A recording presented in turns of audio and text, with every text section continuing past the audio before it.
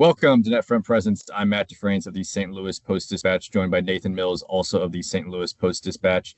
And Nathan, hopefully we don't run long here because going overtime has not worked out well for the St. Louis Blues. Man, you're getting really good with these Oh, that one introductions. felt nice. That one felt No, it nice. did. It felt good. Yeah. Listen, I feel like overtime for you and me would be more successful than it's been for the Blues so far this season. Well, So it can't I don't be know. can't be Maybe we less could, can't be less successful, right? but we could be as successful, and I don't know if I want that either.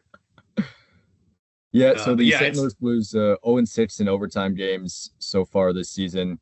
The first two of this road trip lost in overtime to Toronto 3-2 on Tuesday, lost 3-2 in Philadelphia on Thursday night. Both of them, they scored the first goal in the game in Philadelphia. They had a 2-goal lead. Just hasn't been pretty, to say the least, once they get to overtime. No, and the thing about 3-on-3 overtime is it's so fun, it's so fast, but it can also be really dangerous.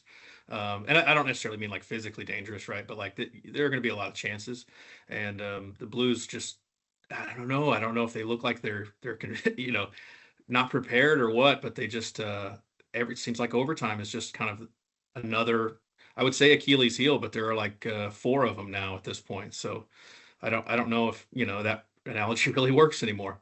It's like if a centaur had Achilles heels or something. Yeah, yeah, or like a spider, probably. Like I'm sure there are more out there that we haven't found yet. So Yeah, so in overtime, like it has felt like the Blues have had a lot of puck possession. Like they've won faceoffs, they've had a lot of the puck, they've been able to enter the zone a lot, and it's kind of in vogue now these days when teams enter the zone. If they don't have a chance right away, they'll pull back out. And this is something that Jim Montgomery mentions maybe a week or two ago, that I think it was after the first Philadelphia game at home when they lost in a shootout, that maybe they're a little impatient, that they didn't see enough opportunity, and then they got frustrated and left. They didn't drive inside the dots enough. And honestly, I saw a little bit more of maybe offensive generation last night in Philadelphia because you saw the crisscrosses, you saw the overlaps in the offensive zone, and that just kind of makes the defense switch or get around inadvertent picks or things like that. Maybe lose coverage. We saw that in the Seattle game when Shane Wright kind of went around a teammate and Colton Parayko and Braden Shen lost coverage and he scored the game-winning goal. So that's a way to kind of get away from the defense within the offensive zone. We saw a little bit more of that last night. But the thing you mentioned, right? Like it's dangerous because one mistake can cost you, right? You can have all this puck possession, you can generate decent but not great chances, and then one mistake in Toronto, you lose a 2-on-1 board battle with Dylan Holloway not even close to being in the correct position. oh yeah, that's bad. And then in Philadelphia, you have a miscommunication with Fowler and Buchnevich with the puck along the wall. Sanheim gets sprung.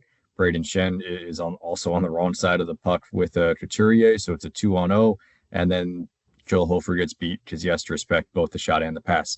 So it is one mistake that can kind of cost you in overtime, and it's been costing the Blues in at least the last two games. Yeah, and they felt really aggressive in overtime. I mean, I think you have to be to some degree, right, in a 3-on-3 because it's so volatile. But they've been so aggressive. To your point, I think it makes a lot of sense. That maybe they're I don't want to say missing opportunities, but not seeing opportunities or not seeing the right rebound or something like that because they played so aggressive. It felt like last night they were cycling a little more. They were controlling, not just controlling the puck, but controlling the zone a little bit more, a little more spaced out. It felt like a slightly more conservative approach to the overtime period. And of course, it didn't matter in the end, but felt like a more conservative approach to overtime, which if the Blues are going to be playing 4 out of 5 games in overtime all season long, probably needs to be the approach rather than the super aggressive approach we've seen so far.